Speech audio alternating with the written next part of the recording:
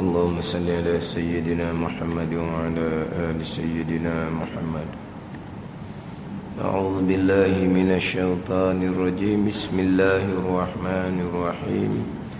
الحمد لله رب العالمين، والصلاة والسلام على سيد المرسلين وعلى آله وصحبه أجمعين.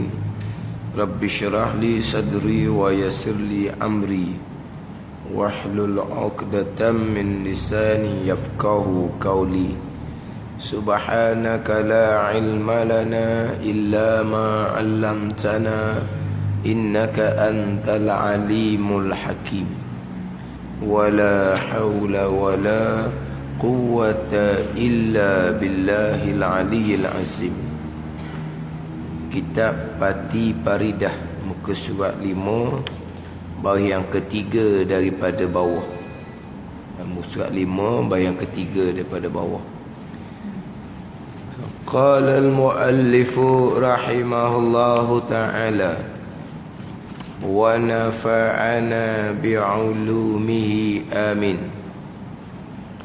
Rukun iman 6 perkara.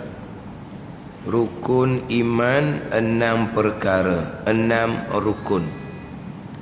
Pertama, percaya dengan Allah Subhanahu wa ta'ala. Rukun iman yang pertama daripada 6 rukun iman, percaya, yakni percaya hati dengan Allah Subhanahu wa ta'ala. Itu rukun iman yang pertama.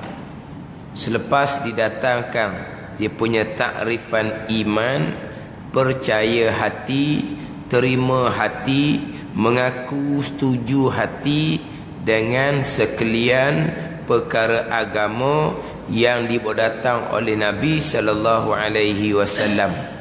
Perkara-perkara agama yang diketahui secara mudah. Perkara agama yang disebut dalam kitab ma'lumun fid din bid-darurah. Ma'lumun, perkara yang diketahui, fid din, pada agama, bid-darurah, dengan latah, dengan mudah-mudah. Mana ngaji tak banyak pun tahu. Ini perkara agama yang dibawa datang oleh Nabi sallallahu alaihi wasallam. Imannya apa? Terima hati, mengaku hati, setuju hati dengan perkara-perkara agama yang tersebut. Adapun Islam yang terdahulu, terima secara zahir akan perkara agama yang dibawa datang oleh Rasul. Jadi Islam dan iman yang membezakan adalah Islam terima secara zahir, iman percaya hati akan perkara agama yang sama. Kalaulah zahirnya terima, hati tidak terima, dipanggil orang Islam tetapi tidak beriman dengan Allah Subhanahu wa ta'ala. Sebab antara Islam dan iman dia tidak berlaziman. Ada orang Islam yang beriman, ada orang Islam yang tidak beriman. Cuma apabila disebut Islam, dia tidak sambung, tak kait dengan beriman ataupun tidak beriman. Dia hanya sebut Islam, yakni Islam yang beriman. Islam ada 2. Islam yang beriman 1, Islam yang tidak beriman 1. Kalau disebut Islam yang tidak beriman, tu munafik. Disebut Islam. Islam hak mana ni? Islam hak beriman ataupun Islam yang tidak beriman, dia tak sebut. Kena kepada Islam yang beriman. Kalau maksud nak ceritanya hak munafik, dia kena kait lalu dah. Dia kena sambung kata Islam yang tidak beriman. Zahir terima perkara yang dibawa datang oleh Nabi sallallahu alaihi wasallam. Zahir akur. Tiba-tiba hati tidak terima, hati tidak akur. Dia hanya menzahirkan terima sahaja. Kenapa? Kerana kalau tidak menzahirkan terima, makna bukan orang Islam. kalau bukan orang Islam tak selamat kedudukan dunianya. Maka nak selamat kedudukan dunia, maka dia pun menzahirkan terima, maka selamatlah dia kedudukan atas dunia sebab dia orang Islam. Tapi nak selamat dunia akhirat, orang Islam yang beriman. Selamat dunia dan selamat akhirat. Sekurang-kurang selamat akhirat, tidak kekal neraka. Orang Islam yang beriman, selamat dunia, selamat akhirat. Selamat akhirat ni sekurang-kurang tidak kekal neraka. Nak lepas daripada masuk neraka, orang Islam yang beriman, yang beramal, yang ada ihsan. Nak selamat di akhirat, sekurang-kurangnya selamat dari kekal neraka, Islam yang beriman. Nak selamat daripada masuk neraka, Islam yang beriman, yang ada ihsan, yang beramal dengan perintah Allah, yang meninggalkan larangan Allah, barulah selamat daripada neraka. Kemudian masuk syurga, nak syurga hak lapis tinggi. Buat hak Tuhan suruh, wajib sunat, wajib sunat, wajib sunat. Hak Tuhan larang, bukan hak haram, hak makruh pun tak buat. Hak benda yang lebih-lebih pun tak buat. Hak sia-sia pun tak buat. Itu baru nak cerita bab nak dapat kedudukan dalam syurga. Tapi nak ceritanya, Islam yang beriman selamat di hari akhirat, selamat dunia akhirat. Tetapi kalau hanya nak selamat atas dunia, sebagaimana puak-puak munafik pada masa Nabi SAW, oleh kerana orang Madinah pakat terima Nabi SAW, jadi hak tak terima Nabi pun kena menzahirkan terima secara zahir, hati tak terima. Kenapa di Mekah orang-orang yang tidak terima Nabi tak terima zahir dan batin? Sebab di Mekah orang kafir yang menguasai. Jadi kalau orang ni tak terima Nabi, dia tak terima zahir dan batin lah. Adapun di Madinah pakat terima Nabi SAW. Jadi kalau tak terima Nabi, nak duduk mana? Maka dia pun terimalah Nabi kita secara zahir, tetapi hati tak terima. Makna orang munafik ni kalau duduk di Mekah, dia bukan orang munafik. Kalau duduk Mekah, dia jadi macam Abu Jahal lah. Orang kafir terang-terang. Kalau macam Abdullah bin Ubay ni orang Mekah, misalnya, maka dia jadi macam Abu Jahal. Tapi dia duduk Madinah, orang Madinah terima Nabi, jadi dia pun kena buat terima jugalah. Secara zahir maknanya dia orang Islam. Bila dia Islam, selamat di atas dunia. Bila dia mati, disembahyangkan sebab dia orang Islam, tetapi tidak beriman. Hak ni kekal neraka selama-lamanya. Bukan setakat kekal neraka, tak bahkan innal munafiqina fid dalkil asfali minan nar. Sesungguhnya orang munafik ni neraka lapis paling bawah sekali, neraka hawiyah, dia bertujuh lapis neraka bawah sekali, lebih bawah daripada hak kafir Nasara, kafir Yahudi, kafir sembah Majusi ke, Abu Jahal ke, Firaun ke, Namrud ke. Buat munafik ni lebih bawah daripada hak kafir terang-terang. Jadi Islam terima zahir, iman terima hati. Kemudian pergi kepada tunaikan, laksanakan perkara agama, perintah agama yang kita terima tadi secara zahir Islam, secara hati iman. Laksanakan perintah yang kita terima tadi, itu pergi kepada bahagian agama yang ketiga, iaitu ihsan. Islam, iman, ihsan. Ada ketiga-tiga ni, barulah sempurna agama, barulah lengkap agama. Kalau Islamnya ada, imannya ada, tapi ihsannya tak ada, orang Islam yang derhaka kepada Allah, orang Islam yang beriman, tetapi orang Islam yang beriman yang derhaka kepada Allah Subhanahu wa taala. Jadi nak sempurna Islam, dia kena ada satu lagi, iaitu ihsan. Tapi nak pakai ihsan, dia kena ada iman. Barulah ihsan tu diterima oleh Allah Subhanahu wa taala. Jadi ni kita faham olehlah Islam apa dia punya takrifat, iman apa dia punya takrifat, kemudian ihsan. Antara ketiga-tiga ni dia dipecah-pecahkan untuk kita memahami bahagian masing-masing. Tetapi dalam agama, ketiga-tiga ni tak boleh asingkan, kena lengkap ketiga-tiga bahagian agama: Islam, iman dan ihsan. Hak paling mahal adalah iman. Itu hak paling mahal sekali. Kalau tanpa taufik hidayah daripada Allah, tak masuk iman. Macam orang Mekah, kalau kia adat gok, hak Nabi kita mengaku sebagai Rasul, kalau adat kata gok, orang Mekah tak ada apa-apalah, percaya bulat-bulat dengan hati akan Nabi SAW, sebab mereka kena sungguh. Orang yang masyhur Al-Amin, orang yang masyhur, orang Mekah hak paling baik sekali. Dan masyhur pula berlaku perkara-perkara pelik di Nabi SAW daripada masa budak lagi. Soho semua cerita ni.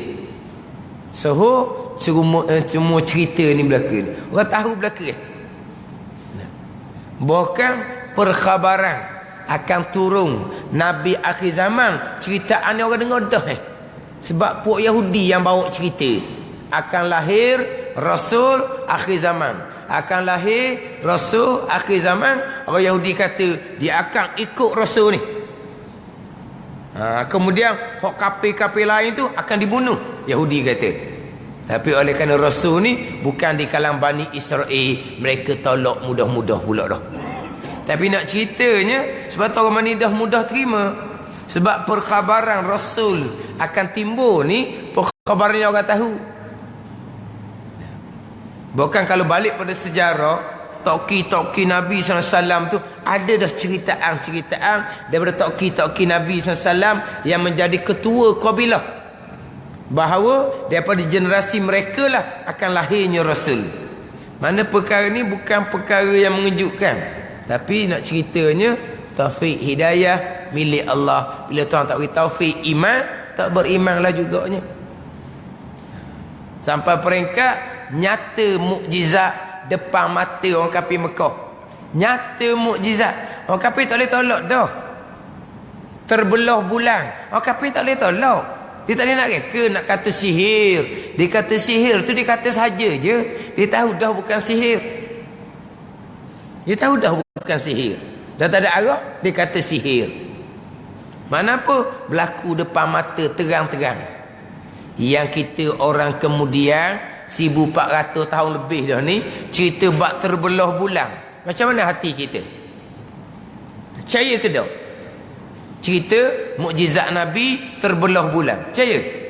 Mudah-mudah je percaya. Itu panggil apa tu? Taufik hidayah daripada Allah Subhanahu wa taala. Kalau tuan tak tahu taufik hidayah, cerita bohong belaka tu dan benda yang kita tak tengok. Tapi mudah-mudah kita boleh terima, boleh percaya. Dah orang Mekah tengok depan mata lendek, kita cakap. Depan mata lendek tau. Depan mata mereka terang-terang. Bukan sama-sama macam main silap mata. Silap mata ni dia sama-sama, dia susuk-susuk. Hak silap mata ni, sihir pun sama juga. Tak jelas, tak nyata. Tapi hak mukjizat jelas dan nyata. Hak kisah ular tukang sihir Firaun tu, ularnya ular pelawak je, dia punya gambaran je. Hak ular Nabi Musa AS ni ular yang sebenar. Jadi mukjizat ni nyata terang, bukan macam sihir. Sihir ni dia tak jelas tu sihir. Maknanya orang Mekah tengok terbelahnya bulan tu benda yang terang-terang. Mana kalau adat kata kau tak ada benda dah lah, pakai ya selalu. Tapi taufik hidayah milik Allah, bukan milik Rasul. Tiba-tiba kita orang kemudian hanya dengar perkhabaran, cerita mukjizat seumpama tu, kita boleh terima, tak ada main lolek-lolek pun dalam hati kita ni. Tak ada main was-was sikit abuk pun dalam hati kita ni. Terbelah-bulan mengaruk keluar air kat jari, nak ambil mana reka, tak ada timbul di hati. Sebab apa? Itu taufik hidayah. Hak paling besarnya keimanan, kepercayaan hati kita dengan agama Allah Subhanahu wa taala. Jadi hak paling mahal iman, kepercayaan kita kepada agama yang dibawa datang oleh Nabi sallallahu alaihi wasallam. Semua perkara agama yang Nabi bawa, kita kena percaya sepenuhnya. Nabi bawa cerita benda-benda gaib, kita terima. Barzah gaib, kita boleh terima, percaya hati mudah-mudah je dah. Tanang seorang senyap, tanang seorang senyap, tak ada bunyi apa-apa pun. Tapi masa budak ni capun nakuk, berasak lah apalah. Padahal menakuk je, dia mengaku nampak berasak, dia kata. Walau kabuh pun tak tahu ya. Tapi nak ceritanya, kita boleh percaya. Barzah, ada alam barzah. Itu dia panggil apa tu? Taufik hidayah daripada Allah. Benda gaib yang Nabi bawa pun kita percaya. Nabi cerita perkhabaran terdahulu pun kita percaya. Nabi cerita perkhabaran kemudian pun kita percaya. Nabi cerita kemudian akan berlaku kiamah. Ada dalam hati kita rasa waswah, kiamah ni betul ke tidak? Tak ada pun. Mana apa kita percaya bulat-bulat kiamah akan berlaku. Cerita perkhabaran akan datang. Nabi bawa bab hukum hakam agama, bab ibadah, kita terima bulat-bulat hati kita. Nabi bawa bab hukum muamalah, kita percaya bulat-bulat dengan hukum muamalah hak datang daripada Allah. Nabi kita rasul, bukan milik Nabi kita. Nabi kita bawa bab hukum munakahah, nikah, kahwin apa semua tu. Pergi kepada bab ni, bab nafkah ke apa, bawah tajuk ni munakahah tu, nikah kahwin. Kita terima itu datang daripada agama Allah. Nabi bawa bab janayat, kita terima itu agama Allah Subhanahu wa taala. Hati kita tak mari pun, bab janayat ni tak boleh ke? Hati kita tak ada pula lolek-lolek gitu. Hati kita percaya sepenuhnya. Sebab apa? Hak ni hak Nabi bawa daripada Allah. Apabila datang daripada Allah, tak ada yang terbaik melainkan hak daripada Allah. Kita percaya bulat-bulat. Bang apa ni? Orang yang beriman boleh terima mudah-mudah. Taufik hidayah daripada Allah Subhanahu wa taala. Ada iman ni, barulah ihsan, amal ibadah kita diterima oleh Allah Subhanahu wa taala. Sebab solat ke, puasa ke, zakat ke, haji ke, ketaatan-ketaatan yang lain, syaratnya adalah orang Islam yang beriman dengan Allah Subhanahu wa taala. Ini syarat untuk sah tiap-tiap ibadah tadi. Orang Islam yang beriman. Kalau kita orang Islam tapi tidak beriman dengan Allah Subhanahu wa taala, kita buat solat ke, buat puasa ke, zakat haji ke, tak sah, tak pakai awal-awal lagi dah. Sebab apa? Macam mana nak sah solat puasa kalau kita tidak percaya kepada Allah Subhanahu wa taala? Solat puasa perintah Allah. Kita buat solat puasa tapi kita tak percaya ke Allah. Jadi nak sah ke mana solat puasa kita? Solat puasa tu daripada Allah. Kita tak percaya kepada tuang dia. Syarat tuang agama yang memerintahkan solat, syarat tuang agama yang memerintahkan puasa, kita tak percaya. Jadi solat puasa nak buat mana? Sebab tu syarat nak sahnya Islam yang beriman. Baru sah ihsan. Barulah ihsan, solat kita, puasa kita dan ketaatan yang lain diterima oleh Allah Subhanahu wa taala. Cuma kadang-kadang dalam bab perkara agama ni, dia mari juga keraguan. Mari keraguan ke dalam hati ni sebab ihsan kita tak ada. Keraguan-keraguan hak mari itu tidak membatalkan iman, tetapi dibimbangi. Mula mari sikit was-was, keraguan sikit-sikit, lama-lama keraguan tu kau kuat, kau subuh, akhirnya tolak perkara agama di hati, di mulut, di Islam, tak ada bunyi apa-apa. Hak ni hak paling dibimbangi. Sebab itulah pentingnya ihsan untuk jaga kekuatan iman kepercayaan hati kita kepada agama yang dibawa datang oleh Nabi sallallahu alaihi wasallam. Tapi agama ni bukan solat puasa. Agama yang dibawa datang oleh Nabi termasuk perkara perkara akan datang, bab ibadah, bab muamalah, bab munakahat, bab janayah. Perkara agama sekalian hak datang daripada Allah. Hati kita kena terima, hati kita kena percaya, kena yakin kepada perkara agama yang datang daripada Allah Subhanahu wa taala. Ini orang Islam yang beriman. Nak terhasil kekuatan iman kita, mari daripada ihsan. Mari daripada ihsan, amal ibadah yang kita lakukan. Ibadah kita jaga, buat muamalah kita jaga. Buat muamalah kita jaga. Jangan terbabit dengan riba. Riba tu dosa besar. Allah Ta'ala isytihar perang kepada orang yang beramal dengan riba. Maka riba ni dosa besar. Dia akan menghakiskan keyakinan iman kita kepada Allah Subhanahu wa Ta'ala. Riba, makan riba, ibadah kita tidak diterima oleh Allah Subhanahu wa Ta'ala. Akhirnya hati kita tolak pengharaman hukum riba. Haram riba, tak hidup, kita learning, hati tolak perkara agama, terbatal iman kita dengan Allah Subhanahu wa taala, walaupun zahir orang Islam sekalipun. Bab munakahat kena jaga. Kena jaga bab amalan munakahat. Dalam bab nikah kahwin rumah tangga kena jaga, dia ada hukum hakam dia. Bab janayah pun kena jaga. Sebab apabila ada pelaksanaan janayah, barulah hati kita timbul keyakinan kepada Allah Subhanahu wa taala. Kalau tidak, terkadang timbul keraguan dalam hati kita. Walaupun kita masih lagi beriman dengan hukum janayah daripada Allah Subhanahu wa taala, tapi apabila tidak ada pelaksanaan, terkadang boleh menimbulkan keraguan.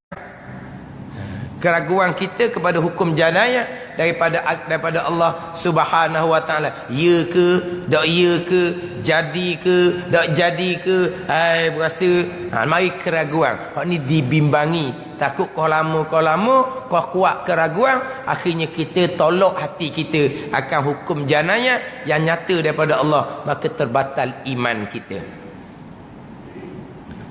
Jadi bab iman lah paling mahal sekali. Nak bernilai Islam dan nak bernilai ihsan, mari daripada iman, kepercayaan hati kita kepada perkara agama. Dia orang-orang kafir ataupun orang-orang Islam yang tidak percaya, dia banyak menanamkan keraguan kita kepada agama kita sendiri. Kita solat, kita puasa, tapi timbul keraguan dalam hati kita dengan agama kita sendiri. Peliklah jadi. Bila kita ragu kepada agama, berarti kita ragu kepada tuan agama. Syarik dia panggil. Siapa syarik tuan agama? Allah lah. Bila kita ragu pada agama, berarti kita ragu kepada Allah.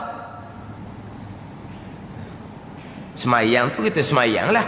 Puasa kita puasa. Sembah siapa? Sembah Allah. Allah mana? Allah kita ragu tu. Gitu jalan agama. Ini orang kafir kadang-kadang dia nak tanamkan keraguan kita pada agama. Dia nak suruh kita keluar agama. Siapa kena bunuh pun orang Islam tak akan keluar agama. Orang kafir dulu, apabila jatuhnya khalifah Islam, tempat hak asalnya Islam, akhirnya dikuasai oleh orang kafir kembali. Macam orang Sepanyol tu, kisah dia panjang kan. Dia paksa supaya masuk Kristian. Orang Islam sanggup mati, tak akan tukar agama. Maka taktik kemudian orang kafirnya, dia tak paksa orang Islam yang duduk di bawah jajahan mereka supaya keluar agama sebagaimana di Sepanyol tu. Sebab apa? Orang Islam ni kerah, dia sanggup mati kalau agamanya tidak.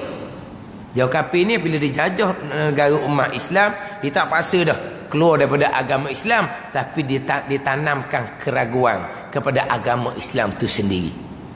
Ditanamkan keraguan. Hak ni kena jaga. Sebab ragu, hak dalam ni bokeh. Cabut iman, terlucut iman, habis cerita. Kekal neraka selama-lamanya. Walaupun Islam tu ada sekalipun, Islam ada, iman bokeh, iman cabut, maka selamat atas dunia, akhirat kekal neraka selama-lamanya. Jadi sebab itulah kita kena faham dulu agama ni apa. Agama ni ketetapan hukum hakam yang datang daripada Allah melalui Nabi SAW untuk kebahagiaan kita, keselamatan kita dunia akhirat. Bagian agama Nabi bawa ni ada berapa? Ada 3. Islam, iman dan ihsan. Nabi bawa supaya kena menzahirkan tunduk kepada Allah, Islam. Hati kena percaya kepada Allah, iman. Nabi bawa pula kena buat, kena laksanakan, ihsan. Jadi 3 ni, Islam, iman, ihsan, agama yang dibawa datang oleh Nabi sallallahu alaihi wasallam. Kita kena faham agama apa takrifan, Islam apa takrifan, iman apa takrifan. Islam terdahulunya terima secara zahir akan sekalian perkara agama yang datang daripada Allah, yang mana rukun asasnya adalah 2 kalimah syahadah.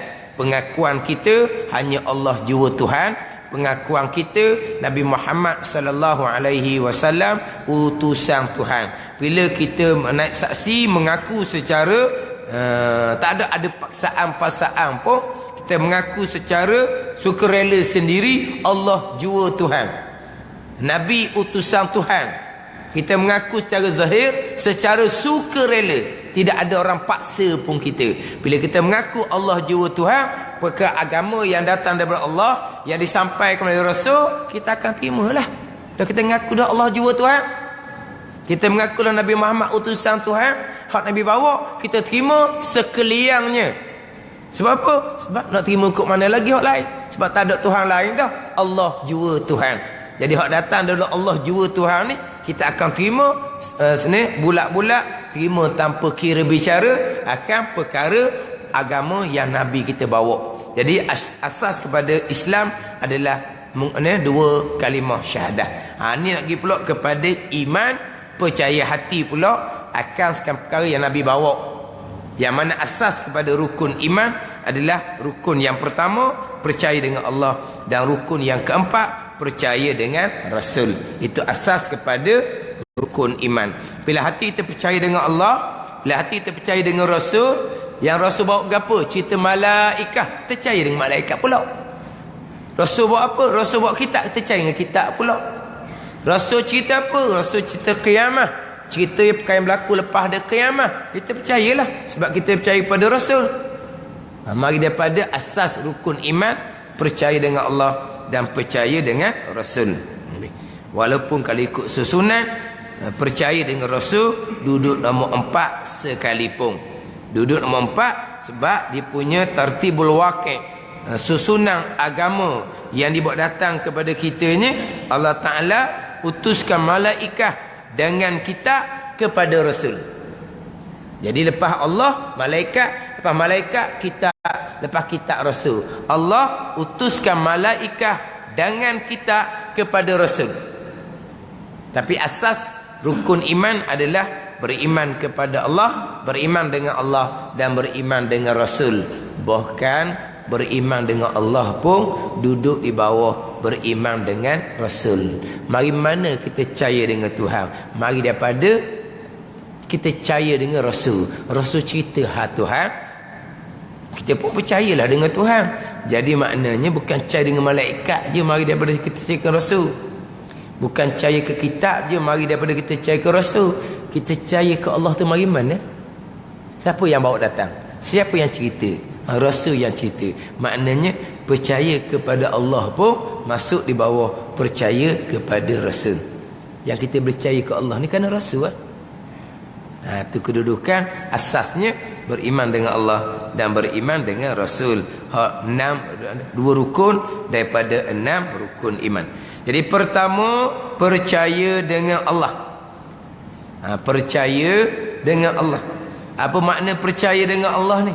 Percaya dengan Allah, Tuhan yang bersifat dengan sifat kesempurnaan, Tuhan yang maha suci daripada sebarang sifat kekurangan.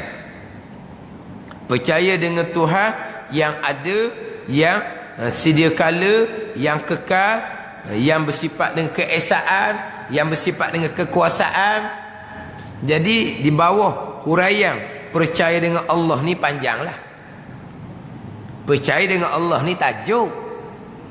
Nak percaya dengan Allah ni kok mana panggil percaya dengan Tuhan? Percaya dengan Tuhan ni percaya Tuhan bersifat dengan sifat kesempurnaan. Masuci Tuhan daripada sebarang sifat kekurangan.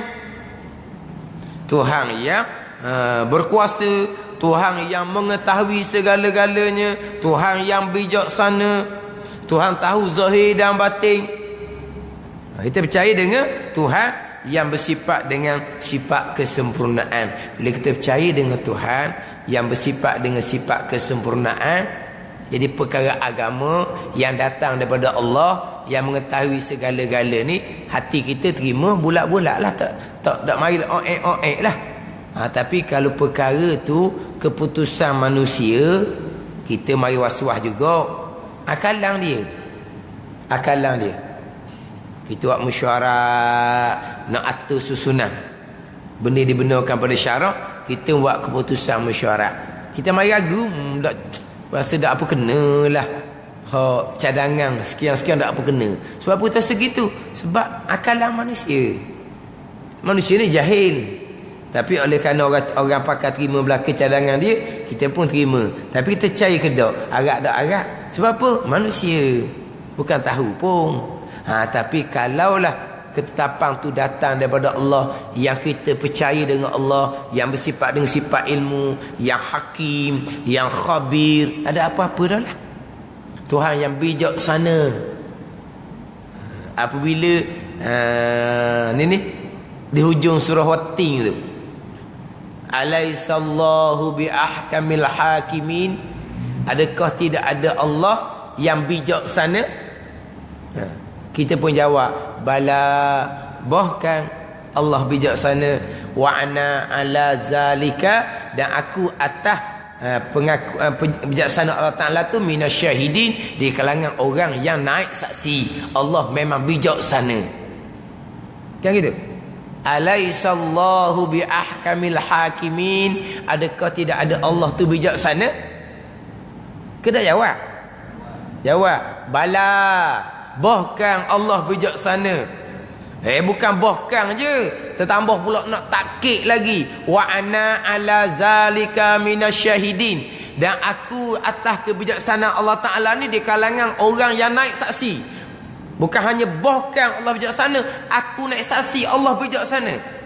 Kalau Allah bijaksana, Allah menetapkan satu-satu perkara, ada benda lagi tanya, kita akan percaya hati bulat-bulat ke atas kebijaksanaan Allah Subhanahu wa Ta'ala yang menetapkan peraturan kehidupan atas dunia kita ni.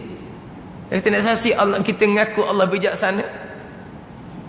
Mari daripada beriman dengan Allah yang bersifat dengan sifat kesempurnaan, masuci Allah daripada sebarang sifat kekurangan. Jadi nak beriman dengan Allah ni, dia kena mari makrifatullah terlebih dahulu, kenal Allah. Nak kenal Allah, kena mengaji sifat-sifat Allah Subhanahu wa Ta'ala. Kena ngaji pula hukum-hukum sifat Allah Subhanahu wa Ta'ala. Ngaji sifat dan jadi hukum bagi sifat. Kita ngaji sifat kudrah, dan kita ngaji hukum dia apa? Sifat kudrah ada di Tuhan. Kita ngaji pula sifat lemah, kita pun ngaji hukum dia sifat lemah tak ada di Tuhan. Dia gitu. Jadi kita nak pegang Allah ni bersifat dengan kuasa, Allah ni tidak bersifat dengan lemah, kena ngajilah sifat tu dulu. Sifat wajib hak mana, sifat mustahil hak mana, kemudian hak hukum sifat tu kita nak pegang. Mana hukum sifatnya? Sifat wajib ada di Tuhan, sifat lemah tak ada di Tuhan. Itu yang kita nak pegang. Bukan nak pegang sifat mustahil, nak pegang tidak hak mustahil. Tu kan ada orang soal, yelah kita ni kadang-kadang cakap khabar tu tak berapa nak betul molek, tapi pegangan betul. Cakap khabar, ngaji sifat wajib, ngaji sifat mustahil. Lepas tu peganglah 50 akidah. Pegang 50 akidah. Pegang hak mana? Pegang hak wajib, pegang hak mustahil. Keluar jumlah 50. Sifat wajib bagi Allah 20, mustahilnya 20, harusnya 1. Sifat wajib bagi Rasul 4, mustahilnya 4, harus 19. Jadi 41 campur 9 jumlahnya 50. Pegang 50, pegang 50. Hak wajib pegang, hak wajib pegang. Hak mustahil pegang, hak mustahil pegang. Hak mustahil pegang pokok. Pegang ke mana? Pegang kau tidaklah. Hak wajib pegang kau ada. Bukan gitu? Ha? Sifat kudrah. Kita pegang kau mana kita pegang? Kudrah ada di Tuhan. Lawan kudrah lemah al-ajzu. Pegang juga, pegang. Pegang kau mana? Pegang kau tak ada di Tuhan lah. Kuasa pun pegang dia di Tuhan. Lemah pun pegang dia di Tuhan. Gitu. Oh, tak logik. Oh, Islam pegang gitu. Tapi cakap khabar tu tak pandai. Jadi hak wajib dia pegang ada di Tuhan. Hak mustahil pegang juga. Pegang. Pegang kau mana? Tak ada jawab. Kau mana pun hak mustahil mesti kita pegang. Kau tak ada. Kau mana? Kau pegang dua-dua. Rasul benar pun pegang. Rasul dusta pegang kau. Rasul amanah pun pegang. Rasul khianat pegang juga. Hak peganglah. Pegang kau mana? Pegang kau dok. Dok mana? Dok dusta. Dok khianat. Dok sembunyi. Tidak bodoh. Hotoh kita pegang tau. Ha? Tapi nak jawab tu tak pandai. Nak jawab tak pandai bukan kata pegangan tak pandai. Oh, dia kata pegang hak mustahil. Dia kata tak betul tu. Siapa pegang mustahil? Pegang mustahil sebelah dok lah. Hukum dia. Kita ngaji sifat mustahil. Mana? Dusta Rasul. Tak logik. Akal tak terima. Dusta-dusta ni ada di Rasul utusan Allah ni. Kalau utusan Allah dusta, jeng Allah Ta'ala nya pula pergi pilih manusia dusta ni tak jadi ni. Akal boleh terima tak? Tak boleh terima. Lepas tu nak pegang mana? Nak pegangnya dusta tak ada di Rasul. Tu kita pegang. Pegang hukum dia tu. Hukum sifat mustahil ni tak ada di Tuhan. Tapi kadang-kadang tak pandai nak cerita gitu. Akhir dia pegang, dia kata pegang hak mustahil. Pegang kod mana? Memang pegang kod tak ada. Dah. Ha? Kewujud Tuhan kita pegang. Adam Tuhan tak ada, pegang juga. Pegang juga tak ada Tuhan. Hak peganglah Tuhan tak ada. Oh, tu orang kafir pegang Tuhan tak ada. Dah pegang kod mana? Pegang kod tak ada Tuhan tu, dok sama sekali. Pegang kod tu. Pegang kidam kita pegang. Baru kita pegang juga. Pegang ke mana? Baru dok sama sekali dengan Tuhan ni. Baru kalau Tuhan baru kalau baru sifat Tuhan, bukan Tuhan balas tu. Kenapa? Kita pegang sebelah dok lah. Hak wajib kita pegang sebelah mesti ada di Tuhan. Hak mustahil kita pegang dok sama sekali ada di Tuhan. Ke belah mana pegang? Takkan pegang hak mustahil tu ada di Tuhan pula. Oh, tu belagalah. Hak wajib ada di Tuhan. Kudrah ada di Tuhan. Lemah ada di Tuhan. Oh, belagalah bala tu. Benar, sidik ada di Rasul. Kazib, dusta ada di Rasul. Allah. Ngaji bala mana kita? Cuma kadang ngaji kat kapun ni dicerita kasar-kasar gitu je. Tapi tak pandai cerita pun bila orang cerita, oh gitulah. Takkan kita nak pegang Rasul dusta pula. Dah kata pegang hak mustahil, pegang mustahil, pegang hukum dia. Mustahil ni tak ada. Tapi apa wari hak mustahil? Wari mustahil nak jelas. Benar-benar Rasul ni. Hak dusta kok mana dusta pula? Dusta dok sama sekali. Akal tak terima dusta. Adapun kita benar dusta. Rasul benar wajib pada akal. Mesti akal tak terima. Rasul tidak benar. Dusta akal tak terima. Dusta tu ada di Rasul. Tapi kalau kita ni sifat sidik, sifat kazib. Kizbun, kazibun. Sifat benar, sifat dusta. Di kita ni. Mana dari segi hukum akal. Hak Rasul benar, wajib, mesti.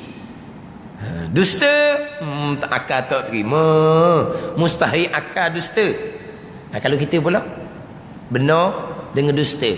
Sifat benar, sifat dusta dari segi hukum akal kita ni wajib ke mustahil?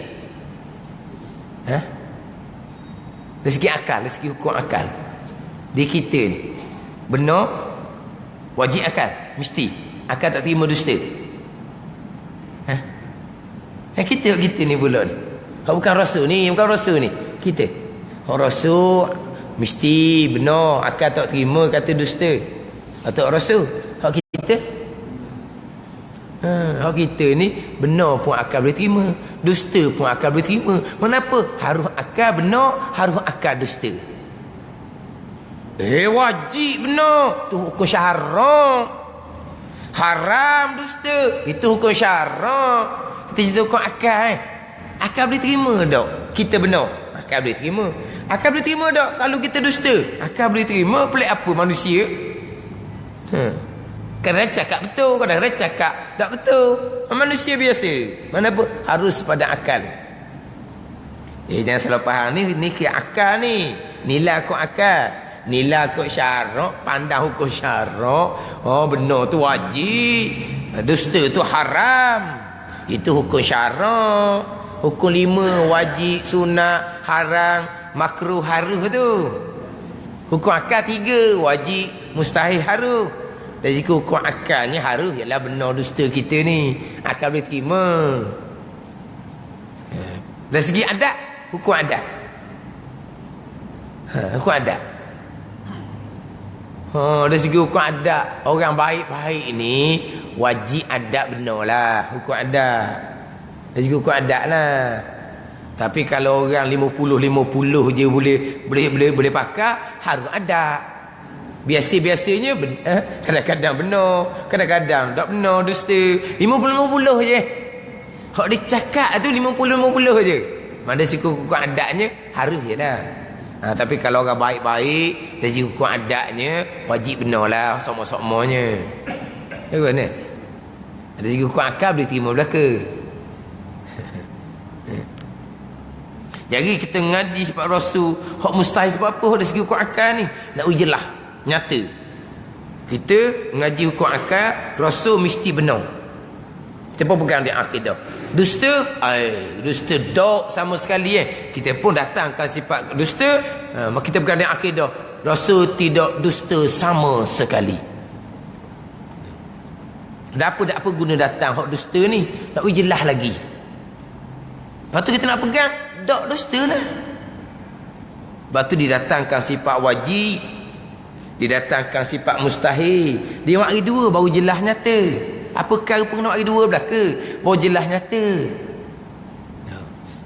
Kalau kita katalah cerita hak ni bab hak Tuhan perwajibkan, hak ni Tuhan perharamkan, hak ni pahala, hak ni dosa, hak ni balasan syurga, hak ni balasan neraka. Dia mari 2 lalu dah. Kemana? Hak ni kedudukan orang berilmu, ini kedudukan orang jahil, ini orang pegangan dia betul, hak ni orang pegangan dia tak betul. Kena mari 2-2 barulah jelas nyata. Nak jaga ni mari 2-2 baru jelas nyata. Mari ni syarat untuk sah solat, mari pula hak batal. Walau hak batal tak payah mari dah. Bila kita ngaji syarat sah solat, tak ada syarat sah tu jadi batal nah. Tapi kenapa mari juga hak batal? Kita mari syarat sah solat, kita mari rukun solat dan syarat bagi tiap-tiap rukun solat. Apabila syarat sah cukup, tak ada lah batalnya. Bila rukun dan syarat rukun cukup, tak ada lah batalnya. Diwajib juga hak batal. Walau hak batal ni cuma sebalik daripada syarat tu je. Syarat sah solat menghadap kiblat. Di antara perkara yang membatalkan solat, terpaling dada dari kiblat. Syarat sah solat menutup aurah. Di antara perkara yang membatalkan solat, terbuka aurah. Syarat sah solatnya suci daripada najis. Di antara perkara yang membatalkan solat, kedatangan najis tengah solat. Apa bezanya syarat dengan batal? Tapi dak hak batal wak nombor suku pula. Tak. Kira-kira tahu syarat sah, hak batal dah royak lah, royak lagi batal. Syarat sah solat, suci daripada hadas. Perkara yang membatalkan solat, kedatangan hadas tengah solat. Oh, dah pelik apanya? Dah syarat sah solat, suci daripada hadas, kedatangan hadas tengah solat ketuk. Oh, tak payah royak, dah batal. Bumbu nombor juga. Antara perkara membatalkan solat, kedatangan hadas. Oh, royak juga tu. Ada. Mana hak nak jaga batal ni pun tak boleh tak padang kata royak syarat je. Kena mari nombor. Hak batal 1, 2, 3, 4. Dia mari hak batal. Hak batal tu hak tak cukup syarat sah lah jadi timbul batal tu. Sama juga. Hak ni bab pegangan sama telah lagi. Hak mustahil kena datangkan juga. Kemudian kita pegangnya, dak lah mustahil tu. Contoh dalam ayat Quran. Wa tawakkal 'alal hayyil ladzi la yamut. Dan berserahlah kamu atas Tuhan yang hidup yang tidak mati. Wa tawakkal 'alal hayyil ladzi la yamut. Dan berserahlah kamu atas Tuhan yang hidup la yamut, yang tidak mati. Dah hidup tak matilah, gapo lagi? Apa guna datang tak mati? Alal hayyil ladzi la yamut, atas Tuhan yang hidup yang tidak mati. Hidup mestilah tidak mati. Apa datangkan yang tidak mati? Itu barulah kemah akidah. Tuhan hidup, bersifat dengan sifat hayat. Sifat al-maut, sifat mati, dok. Akal tak terima sama sekali. Lepas tu kita pun peganglah Tuhan hidup, Tuhan tidak mati. Itu tujuan datang sifat mustahil tu. Nak pegang hukum dok mustahil tu. Gitulah orang ngajinya. Walaupun tak pandai cerita pun. Dia tanya orang ngaji, hak mustahil pegang kau? Pegang. Awak pegang mustahil? Awak pegang Tuhan tak ada? Dok pegang Tuhan tak ada. Dah saat ni kata pegang mustahil. Dia kata dia pegang, dan mungkin pegang 50 akidah kan. Hak wajib pegang, hak mustahil pegang. Hak mustahil lawan kepada sifat wujud Tuhan, sifat Adam, sifat tak ada. Hak pegang Tuhan tak ada. Dak, pasal ni kita pegang mustahil. Tak pandai jawab lah kawan ni. Tapi pegangan tetap dak. Tak ada Tuhan tu dak sama sekali. Tapi nak jawab tu tak pandai. Oh, dia bubuh selalu. Salah ngaji pegangan, hak mustahil pegang juga. Bukan pegang mustahil tu ada di Tuhan. Pegang mustahil tu dak di Tuhan. Tapi cuma orang hak ditanya hak ngaji tu, ngaji peseng tu, kapung tu, faham-faham pegang je. Kita tak diajar macam mana cara nak menjawab. Nak menjawab cara lisan pun tidak diajar. Nak menjawab cara bertulis pun tidak diajar. Yang kita hanya belajar, nak faham, nak pegang. Itu je. Jadi kalau mari soal pelik-pelik, tak jawab lahnya. Kan dia belajar sekolah ni, dia ajar pula macam mana cara nak menjawab. Jawab soalan lisan macam mana. Jawab soalan bertulis macam dia ajar pula tu. Kita ngaji akidah ni kadang-kadang setakat faham pegang, faham pegang. Hak mula-mula. Untuk setakat ngaji untuk sah iman.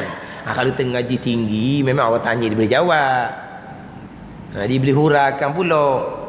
Tapi janganlah kerana kita mengaji tak ada jawab ni, punah. Hak mustahil pun pegang. Pegang Tuhan tak ada, kafir lah. Dan memang Tuhan tak ada. Pegang Tuhan tak ada tu kafir. Dah tak ni pegang mustahil, bukan pegang hak betul hak mustahil, betul hukum dia. Hak mustahil ni tak ada di Tuhan. Hak tu pegang hak tu. Memang gitu belaka orang ngaji. Sama ada pandai tak pandai cerita pun. Kejut orang dengar kata pegang mustahil kafir. Betul lah, pegang Tuhan tak ada kafir sungguhlah. Pegang Tuhan baharu memang kafir. Tuhan pegang Tuhan binasa, lawan pada sifat bakar, memang kafir. Tapi tak ada orang pegang gitu. Pernah sekali saya dengar dalam rakaman, ditanya orang ngaji, soalannya sifat yang kedua, sifat kidam, sedia. Ditanya orang ngaji, ramai kok dah sejik. Apa makna sedia?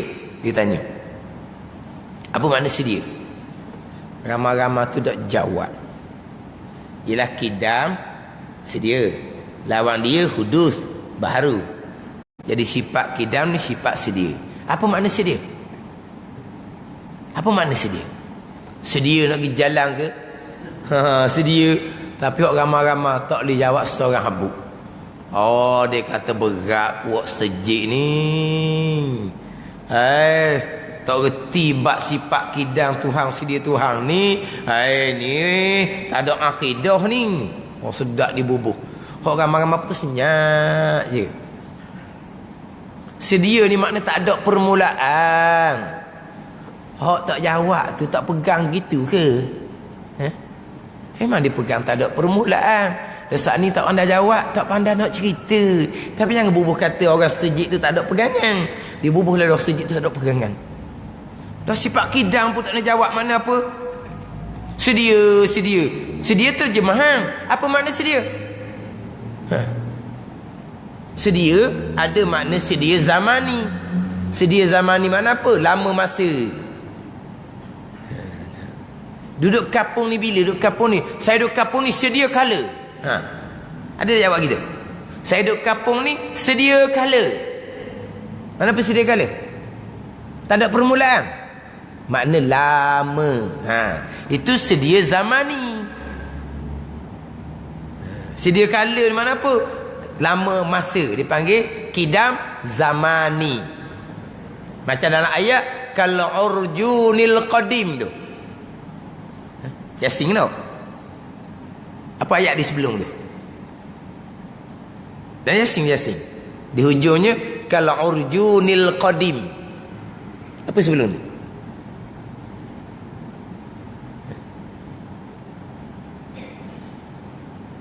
Tak ingat?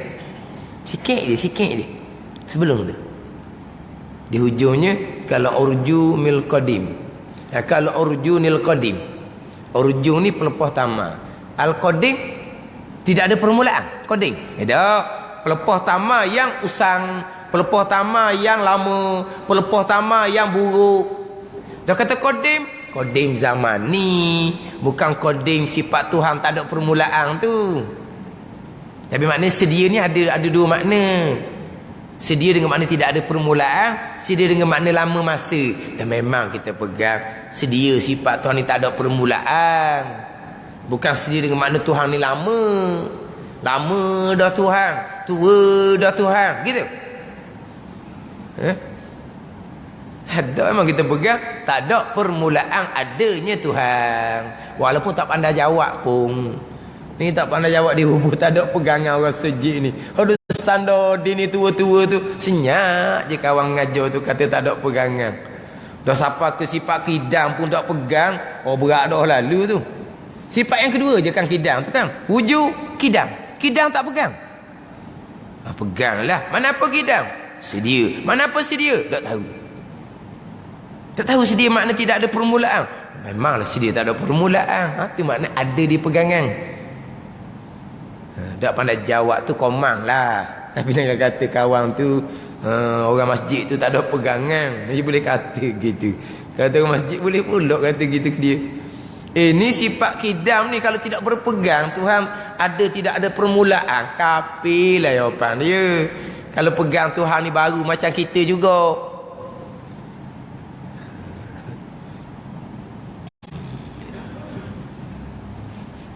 Di bawah ni timbul sifat mustahil.